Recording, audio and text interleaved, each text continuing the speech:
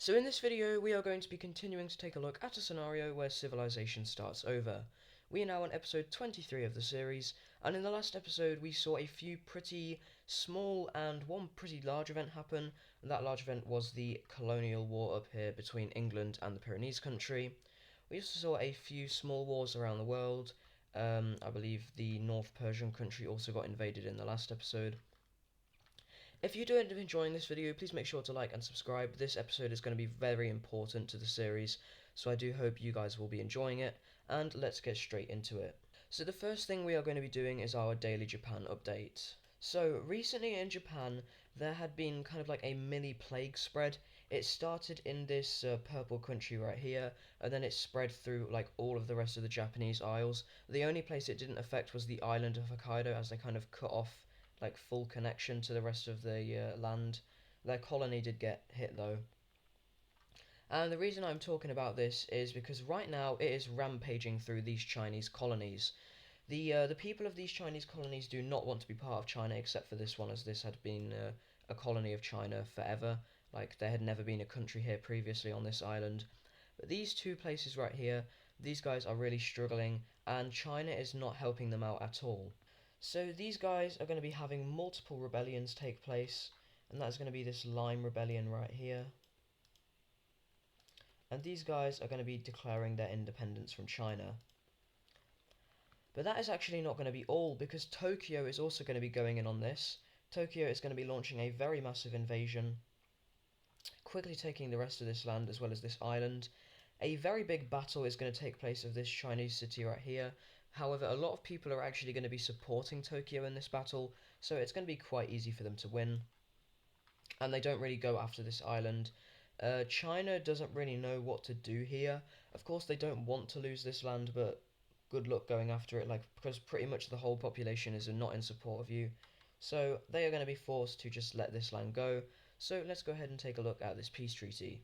So in this peace treaty here, we can see that most of the land has gone over to Tokyo. However, this country over here has gotten their independence. And the final thing we see is Tokyo now start to move a lot of military assets up to the border of this light blue country. But that's going to be it for our Daily Japan update this episode, and now we're going to be moving over here to Central Asia. So in the last episode, I believe it was the last episode, this yellow country got in on the invasion of that North Persian country. But now they're actually going to be the country getting invaded, and that is by Baikal up here. So Baikal, who is still land hungry and seeing these guys, they're a different religion, so of course they're going to be invading them. Baikal will be launching a massive invasion across the border. They quickly cross over. This country is very weak. They're just completely unstable as well. They have a very corrupt government. If we take a look at the ideologies layer, we can see that they are an absolute monarchy. The absolute monarch is basically just influenced by elites of this country. So yeah, leads to a lot of corruption. And seeing how well Baikal is doing, a group in the south that doesn't want to be invaded by Baikal, they want to break away as soon as possible, because they know if they just let Baikal invade them, they're all going to die. This group is going to be this brown group right down here, and they're going to quickly consolidate themselves. And what this really is it's basically the government of the yellow country kind of fleeing down here saying, oh no, we're a new country, trust.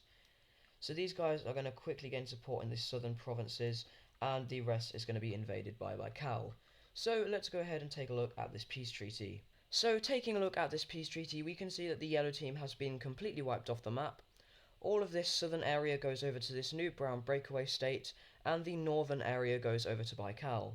If we take a look at the religion layer, yeah, that's not good. That's very bad. So Baikal is going to be starting their genocides up here in this country.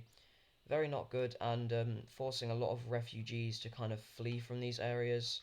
It sort of turns into a humanitarian crisis, honestly. There's just so many people that are just fleeing. Also, this continues to make other countries very not fond of Baikal, but let's be honest, they were never going to like Baikal anyway. And this is what we're going to be seeing this episode for the part there. Also, up here, this light blue religion has finally been fully kicked out. These people aren't being killed, they're just being forced over to other light blue countries, or light blue religion countries. So that's what we see happening there. But next up, we're going to be moving over to South America, where we're going to be seeing a pretty interesting event happening. And that is going to be the Rio Purchase.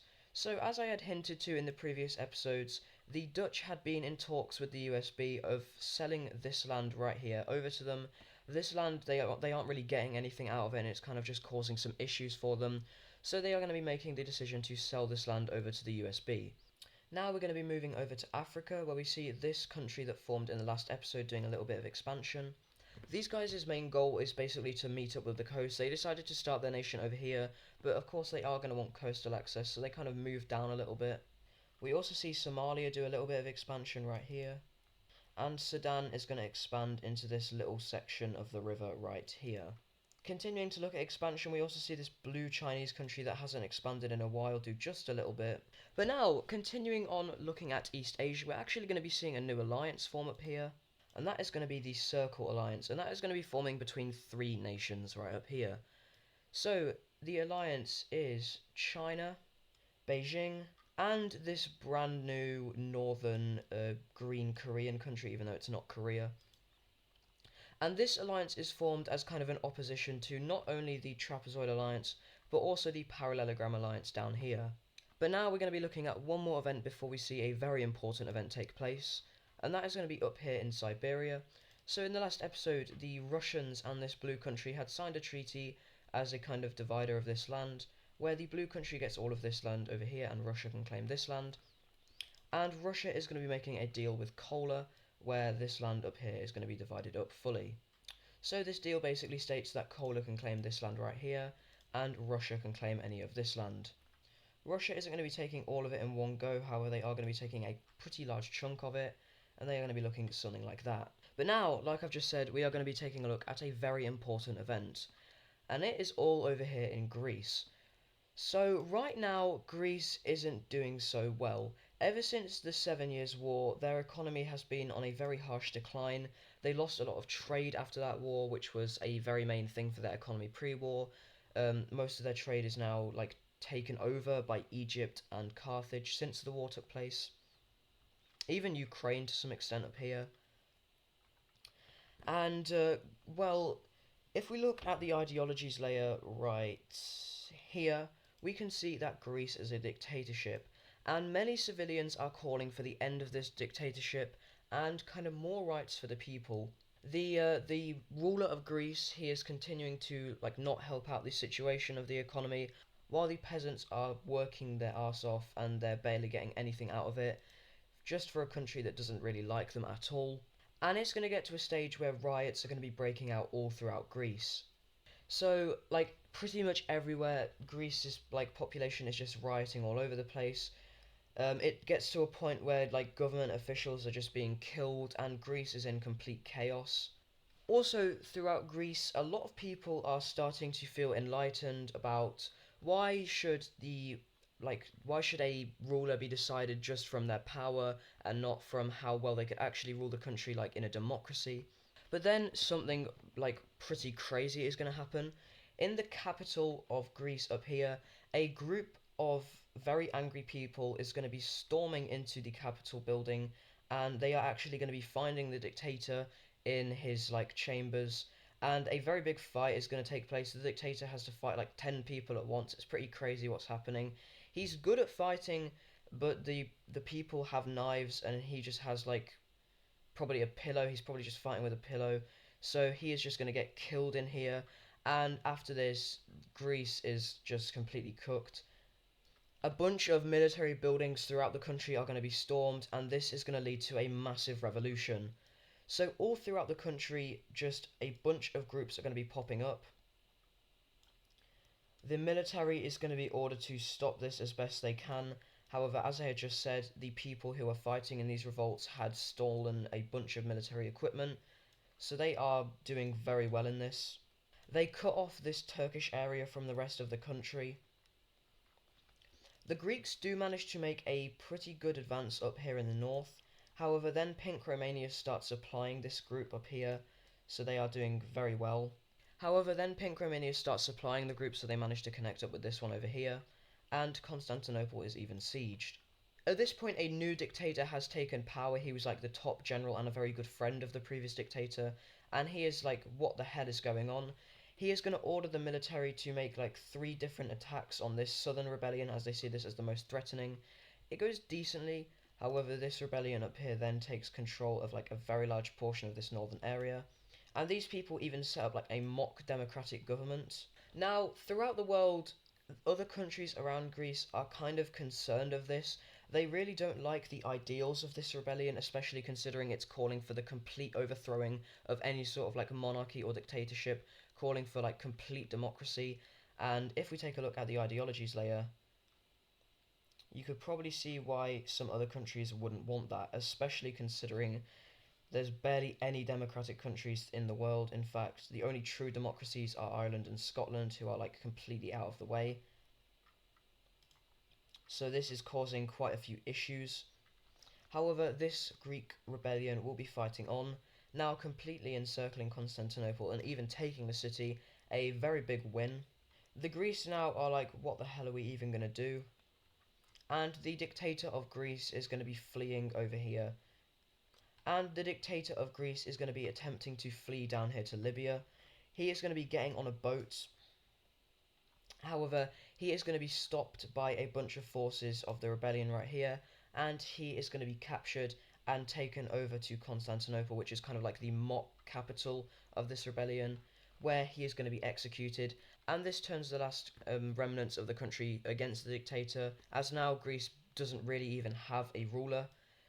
So Greece is going to turn into complete chaos, the capital is going to be falling, and Greece is going to be surrendering over to this rebellion. So, yeah, that was pretty mental.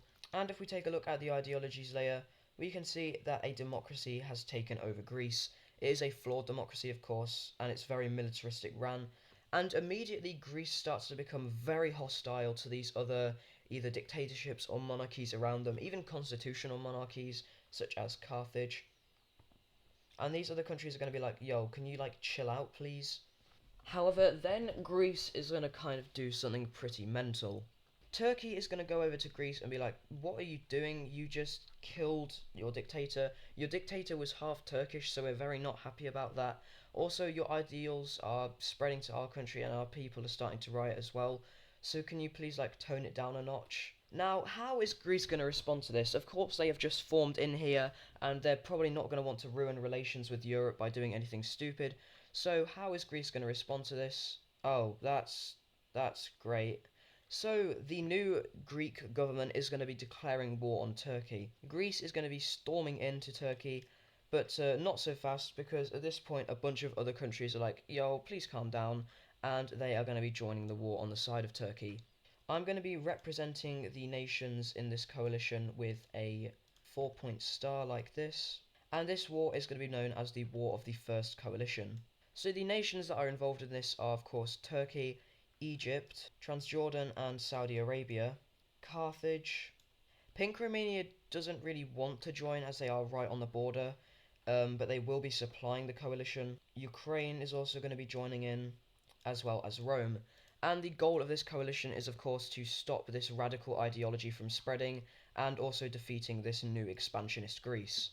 So Greece's response to this is going to be invading some other countries as well. They're going to be invading into Crete, and they're going to be using this as a staging ground for their invasion of Egypt.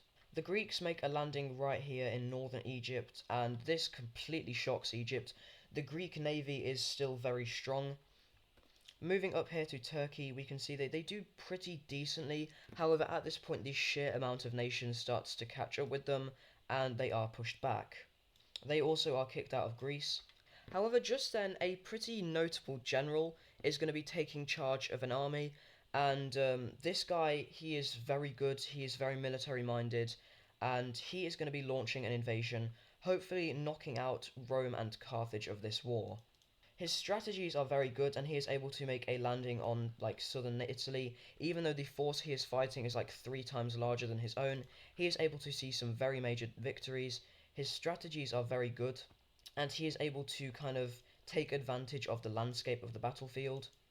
This also allows Greece to kind of make some pushback over here in Turkey.